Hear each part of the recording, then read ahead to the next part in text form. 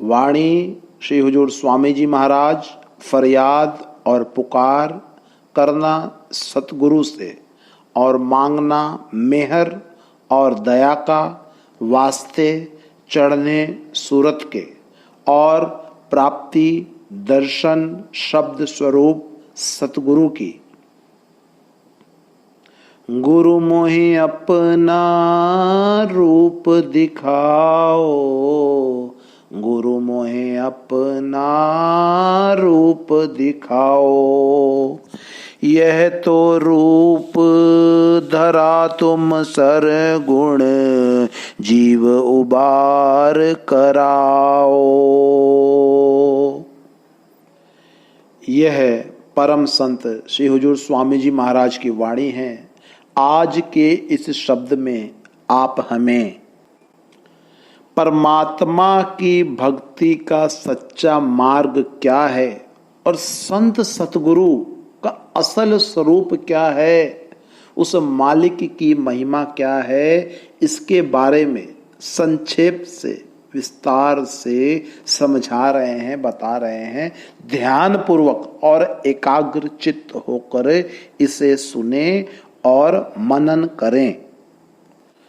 देखें, संत महात्मा जो होते हैं वो खुद परमात्मा के भेजे हुए उन्हीं का स्वरूप होते हैं। संतों में और परमात्मा में कोई भेद, कोई अंतर नहीं होता है। तुलसीदास जी महाराज ने स्पष्ट कह दिया, संत भगवंत अंतर निरंतर नाही। महात्मा खुद परमात्मा का ही रूप होते हैं, लेकिन हमारे उद्धार के लिए, संसारी जीवों को समझाने के लिए, हमारे भले के लिए अपनी वाणी में, अपने शब्दों में ऐसी ऐसी बातें बताते हैं जिनको सुनकर, सोचकर, समझकर हमारे ऊपर उस वाणी का, उस शब्द का कुछ असर हो सके। इसी क्रम में आज की वाणी में स्वामी जी महाराज ने हमें समझाने के लिए कहा, गुरु मोहि अपना रूप दिखाओ। यह तो रूप धरा तुम सरगुण, जीव उबार कराओ। आज का यह शब्द, यह वाणी सवाल जवाब के, प्रश्न उत्तर के स्वरूप में है। स्वामी जी महाराज इसमें एक शिष्य के माध्यम से एक शिष्य के सवाल का जवाब देते हैं। शिष्य पूछता है कि हे संत सद्गुरु, यह जो आपका शरीर है, वजूद है, जो आपकी हस्ती है, क्या यही आपका असली स्वरूप है या फिर इसके अलावा भी कुछ और भी है? शिष्य ये सवाल करता है, ये क्वेश्चन करता है। अब देखें, हर कोई, हर एक उस परमात्मा से मिलकर सच्चा सुख हासिल करना चाहता है, मालिक की दरगाह पहुंचना चाहता है। लेकिन ये सब कुछ इतना आसान नहीं है, इतना सिंपल नहीं है। यदि अपनी मन मर्जी से ही इंसान उस परमात्मा से, प्रभु से मिल सकता, तो फिर यहाँ इस दुनिया में कोई भी दुखी बैठा हुआ नहीं होता, बल्कि सभी निश्चिंत होकर बेफिक्री से अपना काम करते, आराम कर रहे होते। लेकिन ऐसा दिखता नहीं है कि दुनिया में कोई भी आदमी सुख चैन से बैठा हुआ है। नानक दुखिया सब संसार, हर कोई किसी न किसी उलझन में, चिंता में लगा रहता है। किसी को कोई फिक्र, किसी को कोई दुख, और सभी का मूल कारण, असली वजह एक ही है कि उस मालिक से बिछुड़कर, उसे भूलकर दुनिया की नाशवान चीजों से कुछ ज्यादा ही प्यार कर लिया है, कुछ ज्यादा ही स्नेह लगा लिया है। अब महात्मा दुनिया की चीजों के दुश्मन नहीं, इनके विरोधी नहीं है। वे ये नहीं कहते कि इन्हें छोड़कर जोगी सन्यासी बन जाओ, नहीं। संत महात्मा बड़ा ही सिस्टमैटिक तरीके से समझाते हैं कि अगर बार बार इन्हीं के बारे में सोचते रहोगे तो इन्हीं में उलझे रह जाओगे, फंस जाओगे। अपने दिमाग पर ज्यादा जोर नहीं देना, स्ट्रेस नहीं देना है, नहीं तो तनाव हो जाएगा। फिर लगोगे डॉक्टरों के चक्कर लगाने, किसी को कोई बीमारी, किसी को कोई तकलीफ। अब एक सिंपल सी बात है और उसे अच्छी तरह से समझ लेना है कि हमारे आने से पहले भी ये दुनिया, हमारा परिवार, हमारा देश चल रहा था और हमारे जाने के बाद भी ये दुनिया और हमारा परिवार चलता रहेगा। हम ये सब क्यों सोचते हैं कि हमारे बिना इनका काम नहीं चलेगा। जब हम छोटे थे, बच्चे थे, तो क्या हमने खुद अपना लालन पालन पोषण परवरिश की? नहीं, वो भी किसी और ने किया।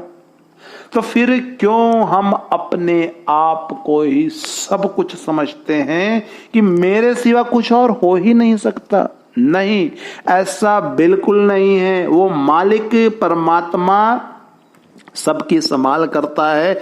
हमें तो बस अपने फर्ज, अपनी ड्यूटी, जिम्मेदारियां निभानी है। अपने काम धंधे करें, बिजनेस व्यापार करें, मालिक की भक्ति में लगे रहें। असल उद्देश्य उस परमात्मा की प्राप्ति का ही रखना है। बाकी सब तो वो खुद ही करेगा। वो हमारा परमार्थ भी बनाएगा और स्वार्थ भी बनाएगा। हमारा असल उद्देश्य सिर्फ और सिर्फ एक ही होना चाहिए। एक पिता एकस के हम बारक। हम उस मालिक की, परमात्मा के संतान हैं और उससे मिलना ही हमारा उद्देश्य है। हम परमात्मा से मिलकर ही सदा का सच्चा सुख हासिल कर सकते हैं और मालिक की दरगाह में पहुंचने का असली राज, असली भेद, रास्ता संतों महात्माओं के पास है। इसलिए तुलसी साहिब कहते हैं, जो कुछ करहीं करहीं सोई संता, संत बिना नहीं पावे पंथा। बिना संतों महात्माओं के, बिना संतों महात्माओं के सच्ची राह, सच्चा रास्ता नहीं मिलता है। अब इस दुनिया की सभी चीजें समय आने पर खत्म हो जाती हैं, नष्ट हो जाती हैं। यहां तक कि ये शरीर भी साथ नहीं जाता है। हमेशा साथ रहने वाली दो चीजें हैं, एक सतगुरु और दूसरा नाम। और हमारी बुद्धि और अक्ल इतनी बड़ी नहीं कि हम संतों की पदवी को, उनकी महानता को समझ सके। फिर भी हमें समझाने के लिए महात्मा उपदेश करते हैं। अब अच्छी तरह से समझें। कबीर साहब के वक्त की बात है, जब कबीर साहिब जी हुआ करते थे, उपदेश करते थे। रानी इंदुमती कबीर साहिब के वक्त में हुई थी। पहले कबीर साहिब ऊपर जाकर मालिक में लवलीन हुए, परमात्मा में मिल गए। फिर रानी इंदुमती कबीर साहिब की कृपा से ऊपर पहुंची, उस परमात्मा में लवलीन हुई। जब रानी ने ऊपर जाकर सचखंड में जब रानी इंदुमती पहुंची और वहां कबीर साहब की शोभा ही अगम निराली देखी, अलग ही उनकी पदवी देखी कि इनकी तो शोभा ही बड़ी निराली है। समझ गई, कहने लगी, महाराज अगर आप पहले ही बता देते कि मैं ही परमात्मा हूं तो मैं भजन सिमरन कर कर के बेचैन तो नहीं होती। कबीर साहब ने कहा, आप उस वक्त ये बात मानती ही नहीं, भरोसा ही नहीं करती। खैर, यदि हमें आज से पहले संतों पर भरोसा हो जाता तो फिर काम ना बन जाता। हम आज यहां बैठे हुए नहीं होते। कमी केवल और केवल हमारे विश्वास की है, हमारी अज्ञानता की कमी है। इस दुनिया में दो काम हैं, एक अर्थ, दूसरा परमार्थ यानी परमार्थ। दुनिया के सभी काम, दान पुण्य, यज्ञ तप, रिश्ते नाते, काम धंधे, यानी कि जो कुछ भी हम दुनियावी काम काज कर रहे हैं इसे अर्थ कहते हैं। बाकी रहा परमार्थ, जो मौत के बाद भी हमारे साथ जाए, वो परमार्थ है। इस दुनिया की कोई भी चीज साथ नहीं जाती, फिर भी इनके प्यार नहीं छूटते। इन पर पूरा भरोसा, एतकाद, विश्वास रखते हैं। आखिरी सांस तक इनको अपना बनाने में ही लगे रहते हैं। और इसके विपरीत जो साथ जाने वाली चीज है उसके साथ प्यार नहीं करते, भरोसा नहीं करते। उसे इंसान ने कभी प्यार किया नहीं, उसका कभी भरोसा ही नहीं किया, तो फिर हमारा इस दुनिया से छुटकारा कैसे होगा? उद्धार किस तरह से हो पाएगा? कैसे हम मुक्ति हासिल करेंगे? गुरु अमरदास जी महाराज इस बारे में देखिए बड़ा ही स्पष्ट और साफ साफ कहते हैं, नानक आप छोड़ गुरु माह समावे। जब हम अपना आपा भाव, अहम, हौमे, अहंकार, मैं मेरी छोड़कर गुरु की शरण में आ जाएंगे, गुरु के कहे अनुसार चलने लगेंगे, उनके प्यार का, उनके स्वरूप को अपने हृदय में बसा लेंगे, तो फिर हम परमात्मा से मिलने के काबिल बन जाएंगे। हम इस दुनिया से, इस भव सागर से पार हो जाएंगे। गुरु की कृपा, उनकी दया, उनकी मेहर से, उनके द्वारा प्रदान किए गए नाम के अभ्यास से मालिक की सच्ची भक्ति के काबिल बन जाएंगे, सदा का सच्चा सुख हासिल कर लेंगे। और ये सब होगा कैसे? गुरु की कृपा से, उनकी दया से। और इसी के बारे में स्वामी जी महाराज समझाते हुए शिष्य के प्रश्न का उत्तर देते हैं, जो कि शिष्य ने पूछा कि क्या यही आपका वजूद है, शरीर है, या इसके अलावा भी कोई और है? देखिए, सतगुरु की हस्ती बड़ी महान है और उसे समझना बड़ी ही ऊंची बात है, लेकिन समझाने के लिए, हमें बताने के लिए गुरु साहिब कहते हैं कि जिस तरह शिष्य का शरीर सदा रहने वाला नहीं है, इसी तरह सतगुरु का शरीर भी सदा नहीं रहता है। शिष्य का असली रूप सूरत है और सतगुरु का शब्द। गुरु नानक साहिब फरमाते हैं, शब्द गुरु सूरत तुन चेला। वे हमेशा रहते हैं, क्योंकि हम इंसान हैं, इसलिए हमें समझाने वाला भी कोई इंसान ही होना चाहिए।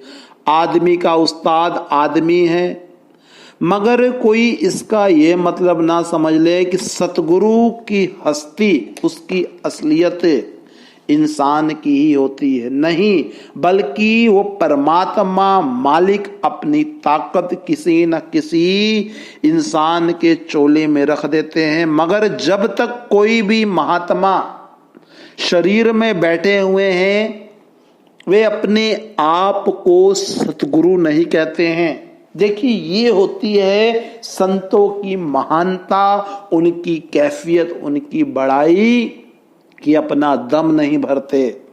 गुरु नानक साहिब ने कहा है कि मैं गुरु हूं, और जितने महात्मा आए जब तक वे देह में रहे कभी भी दम नहीं मारा। और मालिक हमारे जैसा आदमी बनकर समझाए तभी हम इस ऊंची भेद, इस रमज को समझ सकते हैं, नहीं तो नहीं। लेकिन परमात्मा खुद नहीं आता। क्यों? क्योंकि जब करोड़ों सूरज, करोड़ों चंद्रमा भी उस परमात्मा के एक बाल का भी मुकाबला नहीं कर सकते। उसका नूर ही अलग है, उसकी कैफियत ला बयान है, वो बयान से परे है। सो जब वह मालिक खुद हमें समझाना चाहता है तो इंसान बनकर आता है, या दूसरे लफ्जों में ये कह सकते हैं कि वो अपनी ताकत, अपनी पावर, अपनी कैफियत किसी मनुष्य में रखकर हमें समझाता है। गुरु नानक साहिब कहते हैं, गुरु में आप रखया करतार। कबीर साहब जी ने कहा है, हमरो भरता बड़ो विवेकी आपे संत कहावे। गुरु रामदास जी महाराज कहते हैं, तू आपे गुरु चेला है आपे, गुरु विच दे तुझे त्याई। जब वह मालिक हमें मिलता है इंसान बनकर, अब शिष्य सवाल पूछता है कि हे सतगुरु, ये जो आपका रूप है ये सगुण है, 5 तत्व का पुतला है और सदा रहने वाला नहीं। गुरु साहब कहते हैं कि यह देह रूप तो सिर्फ और सिर्फ जीवात्मा को समझाने के लिए है, नाम देने के लिए है, या जो किसी को शक शुबा हो उसे दूर करने के लिए है। शरीर इसलिए धारण किया गया ताकि इंसान को कुछ सोझी आए, कुछ समझ आए। अब यदि किसी नदी की गहराई जाननी हो तो गहराई जानने के लिए उस नदी में उतरना पड़ता है, तब जाके उसके बारे में कुछ मालूमात होती है। अब अगली कड़ी में देखें गुरु साहिब क्या समझा रहे हैं।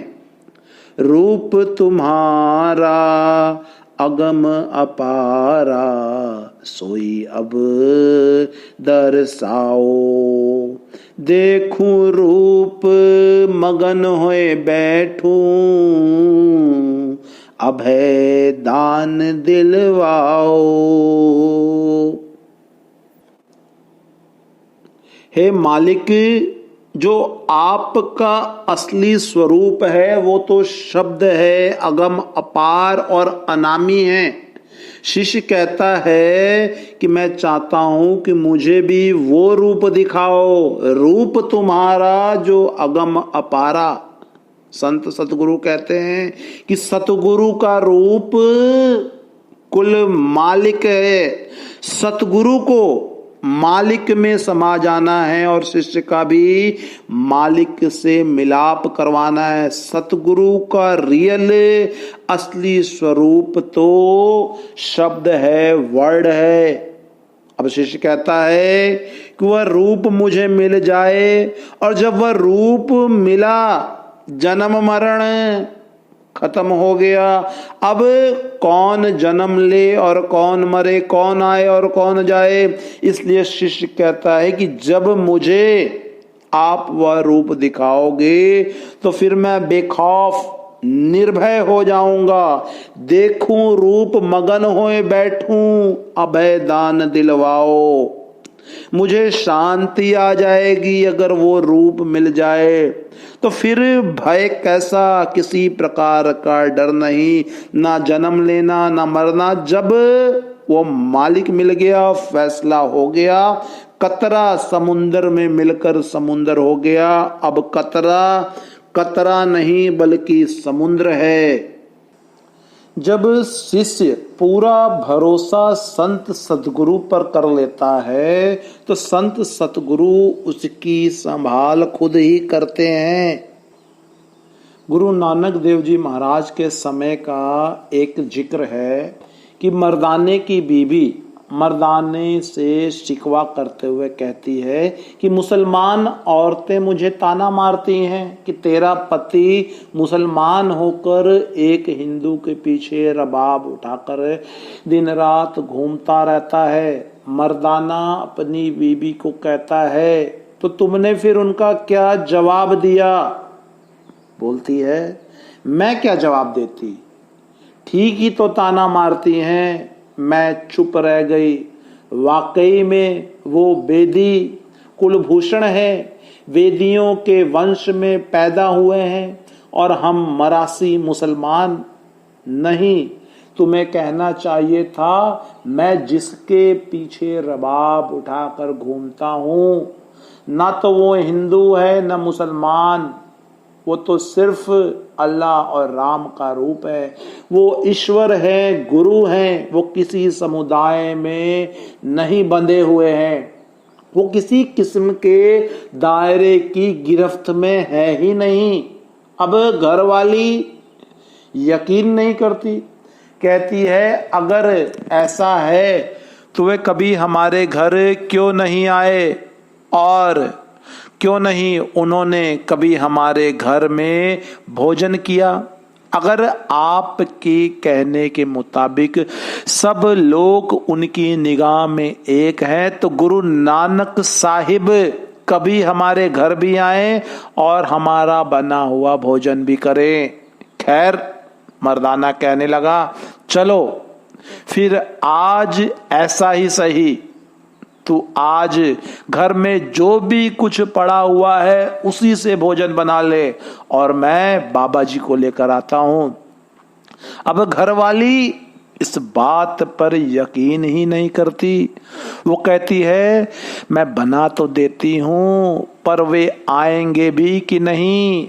वे ऊंची जात के ऊंचे कुल के हैं, वे भला हमारे घर क्यों आने लगे और फिर मेरे हाथ का भोजन? मुझे ऐसा मुमकिन ही नहीं लगता। मैं मुस्लिम औरत, हम मरासी मुसलमान, और कहां वो। मालूम है मर्दाने ने इस बात का क्या जवाब दिया?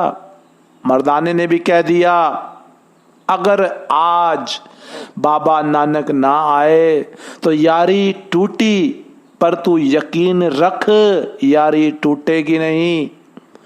तो अच्छा मैं चलता हूं, पर साथ में ये भी सोचते हुए मर्दाना चलता पड़ता है कि कहीं घरवाली के सामने शर्मिंदा ना होना पड़े।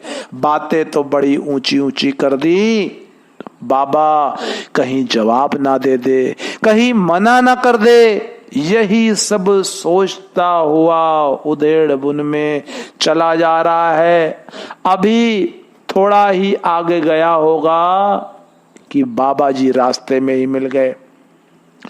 दुआ सलाम की, सजदा किया, हाल चाल पूछा। बाबा जी आप कहाँ जा रहे हैं? सतगुरु की मौज, उनकी दया मेहर। मुस्कुराते हुए दो जहां के मालिक ने जवाब दिया। कहने लगे मर्दाने आज सुबह से दिल कर रहा था कि दोपहर का भोजन तुम्हारे घर चलकर कर लूं।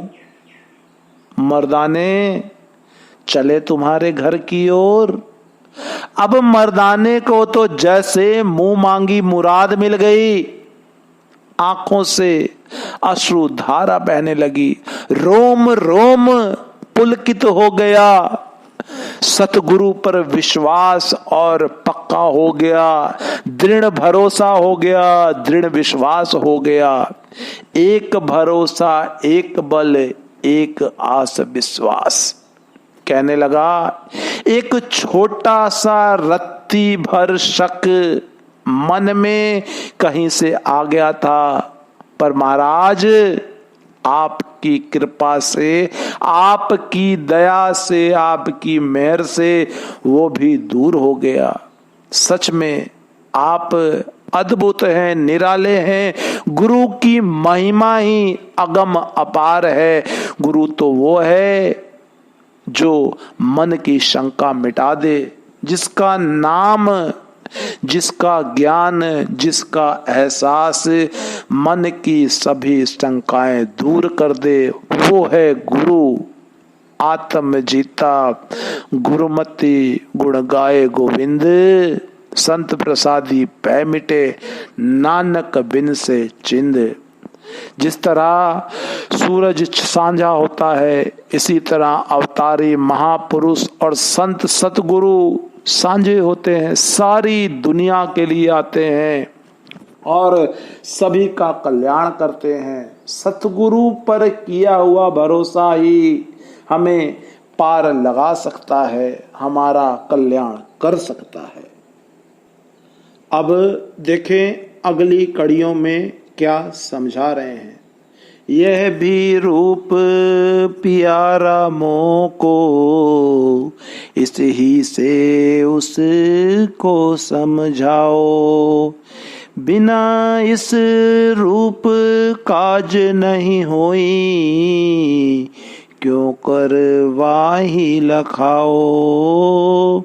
ताते महिमा भारी की, पर वह भी लखवाओ। वह तो रूप सदा तुम धारो, याते जीव जगाओ। अब शिष्य कहता है कि ये जो आपका देह स्वरूप है ये भी मुझे प्यारा है, लेकिन मैंने ये भी आपसे ही सुना है कि आपका कोई और रूप भी है। कृपा करके, दया करके मुझे वो भी दिखा दो और उस रूप के बारे में समझाएं कि वो किस तरह का है। कहते हैं वो रूप हर एक इंसान के अंदर है, मगर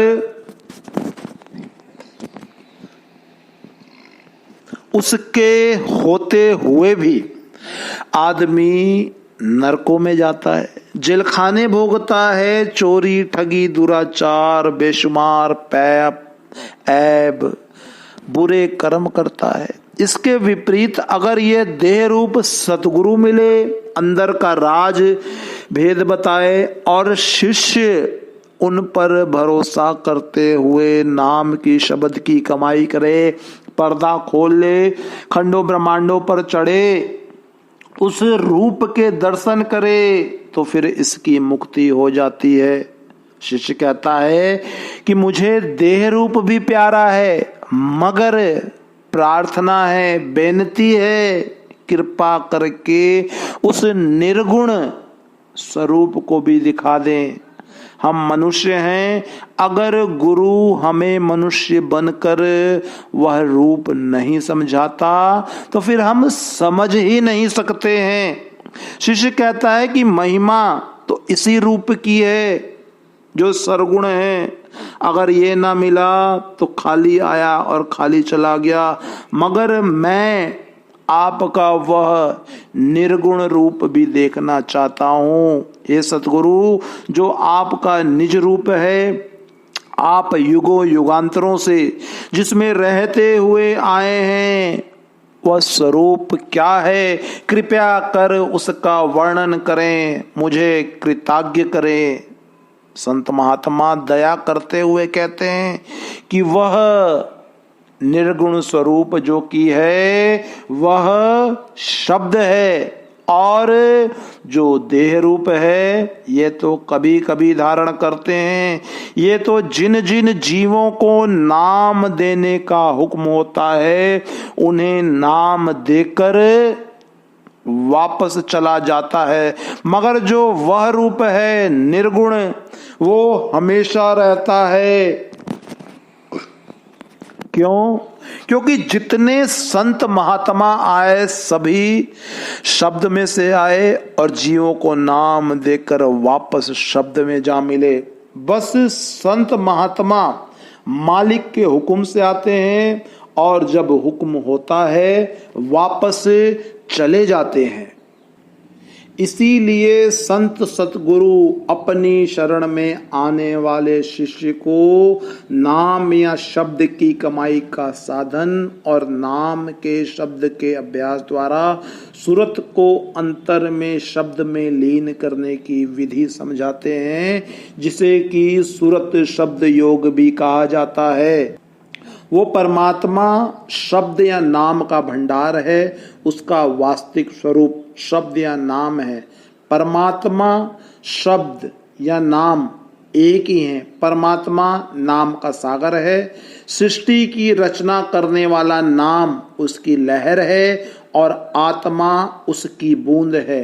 परमात्मा शब्द और आत्मा सजातीय हैं, तीनों का असल एक ही है। दरिया से निकाली गई नहर में दरिया की और बिजली घर से आ रही तार में बिजली घर की पूरी शक्ति समाई होती है, वे एक ही होते हैं। इसी तरह परमात्मा में से बह रही शब्द या नाम की धारा में परमात्मा की पूर्ण शक्ति, उसकी पावर समाई हुई होती है।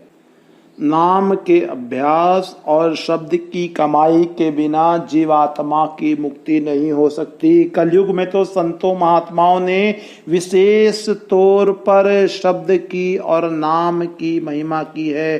गोस्वामी तुलसीदास जी महाराज कहते हैं, चहु जुग चहु श्रुति नाम प्रभाव, कली विशेष नहीं आन उपाओ। आपने रामचरितमानस में स्पष्ट कह दिया है, चारों युगों और चारों वेदों में केवल और केवल नाम को ही, शब्द को ही मुक्ति का साधन माना गया है।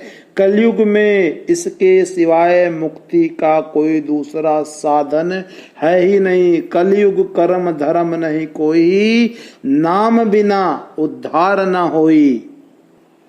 इसलिए हमें भी चाहिए कि जितनी जल्दी से जल्दी हो सके संत महात्माओं की शरण में जाकर उनके नाम से जुड़कर शब्द की कमाई द्वारा सदा का सच्चा सुख हासिल कर ले। अब देखिए अगली कड़ी में क्या समझा रहे हैं। ध्यान पूर्वक एकाग्र चित्त होकर यह अंतिम की कड़ियां सुने। यह भी भेद सुना मैं तुमसे, सूरत शब्द मार्ग नित गाओ। शब्द स्वरूप जो रूप तुम्हारा, वहाँ में भी अब सूरत पठाओ। डरता रहूं मौत और दुख से, निर्भय कर अब मोहि छुड़ाओ। दीन दयाल जीव हितकारी, राधा स्वामी काज बनाओ। अब देखें अंतिम की इन कड़ियों में शिष्य कितनी विनम्रता से सतगुरु के आगे अरदास करते हैं।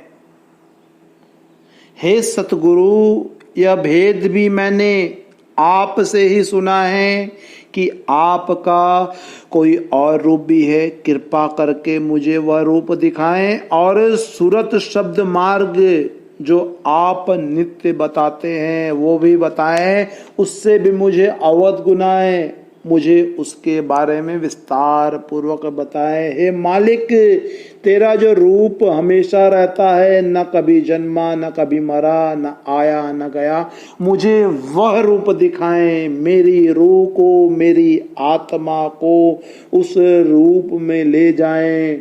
और वह रूप क्या है? वो है शब्द। हे सतगुरु, अगर एक बार मैं वह रूप देख लूं तो फिर मौत का दुख नहीं रहता। मौत का दुख असल में है क्या?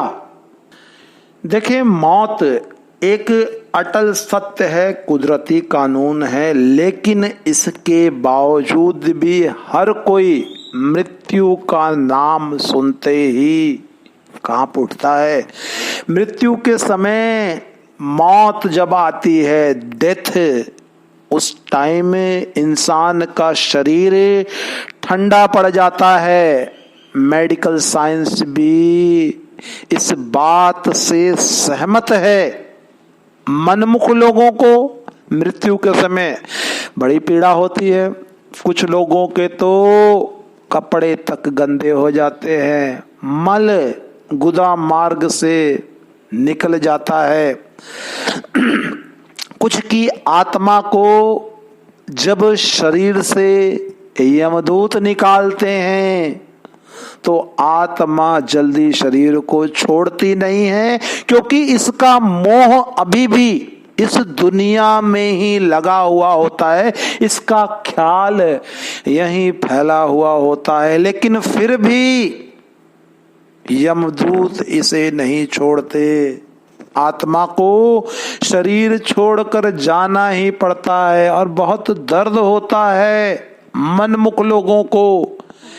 जब यमदूत प्राण निकालते हैं, शरीर कांपना शुरू कर देता है, हाथ पांव मुड़ जाते हैं, अकड़ जाते हैं, टेढ़े हो जाते हैं, इसका रंग काला पीला पड़ जाता है, कभी सफेद हो जाता है। सहजो बाई जी कहती हैं, सहजो मृत्यु के समय पीड़ा होत अपार, बिच्छू 1000 ज्यों डंक लगे इकसार।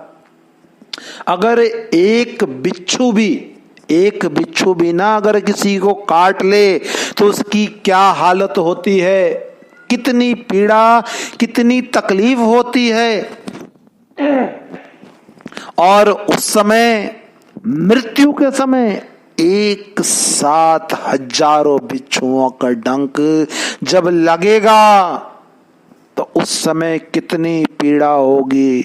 लेकिन इसे ये पीड़ा, ये तकलीफ भोगनी पड़ती है। इंसान उस समय कुछ बोलना चाहता है, कुछ कहना चाहता है, लेकिन बोल नहीं पाता। क्यों?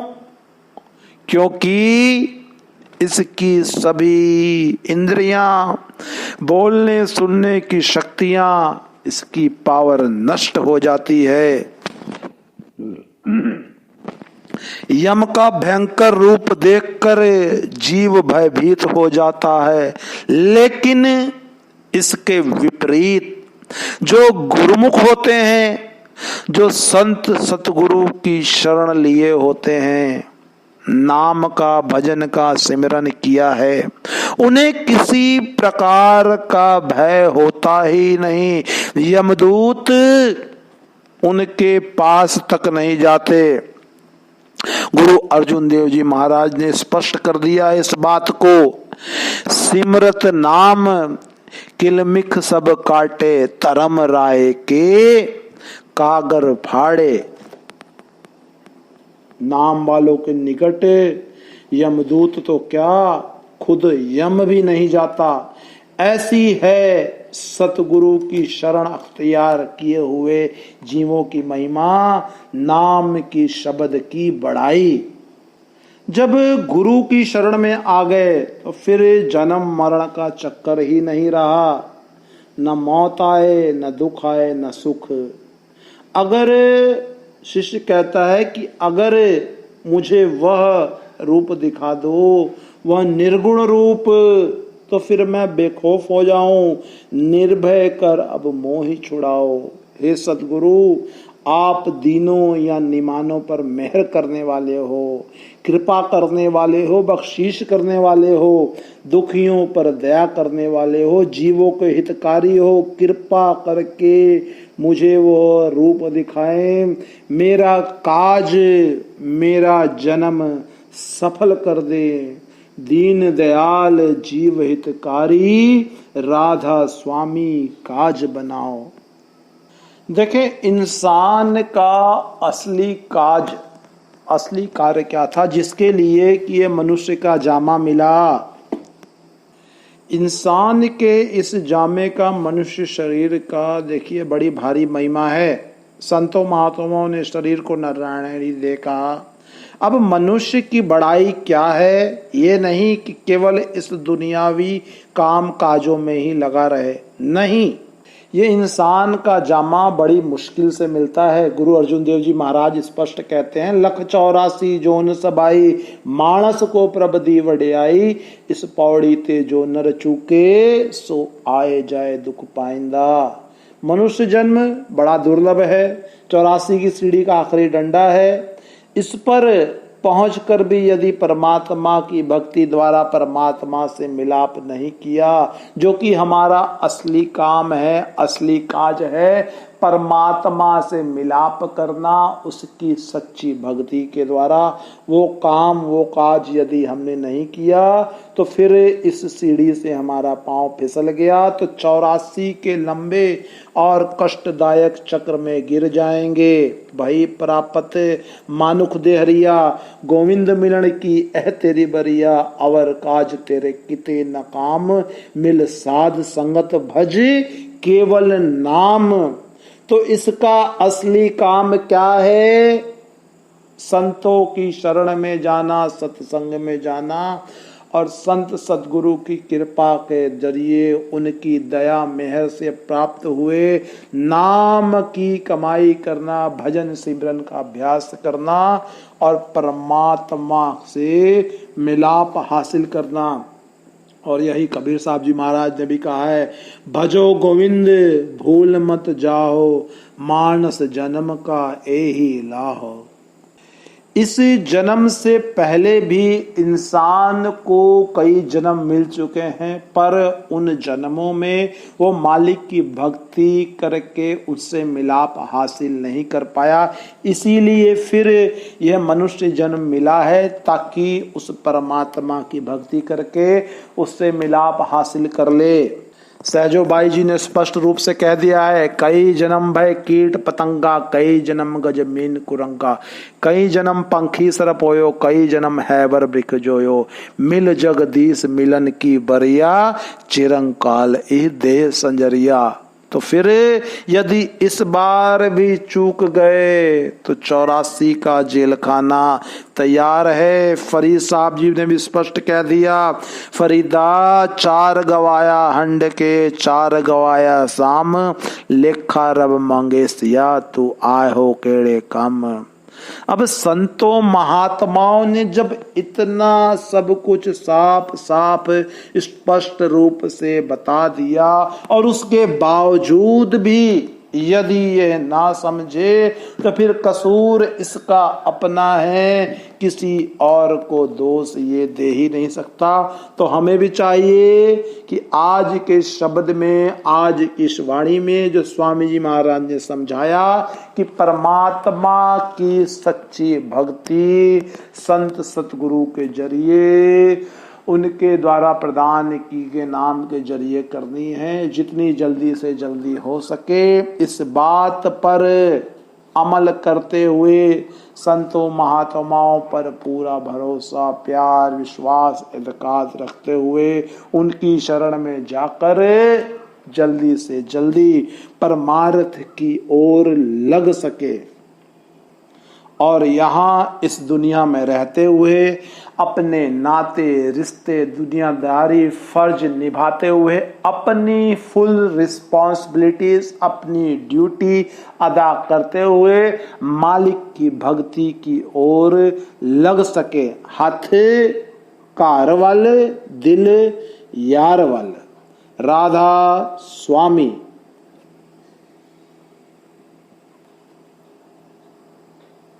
आज के ये शब्द, यह सत्संग आपको कैसा लगा कृपया कमेंट करके हमें जरूर बताएं। और जिन्होंने अभी तक हमारा चैनल सब्सक्राइब नहीं किया है वह सब्सक्राइब भी कर लें और इसे शेयर भी कर लें। इस वाणी का, इस शब्द का एक और भाग भी है जिसमें स्वामी जी महाराज ने इस बारे में और स्पष्ट रूप से भी बताया है। देख प्यारे मैं समझाऊं रूप हमारा न्यारा। यदि आप इस वाणी पर, इस शब्द पर भी सत्संग सुनना चाहते हैं तो कृपया रिप्लाई जरूर कर दें, जिससे कि हम अगला सत्संग भी अपलोड कर सकें। राधा स्वामी।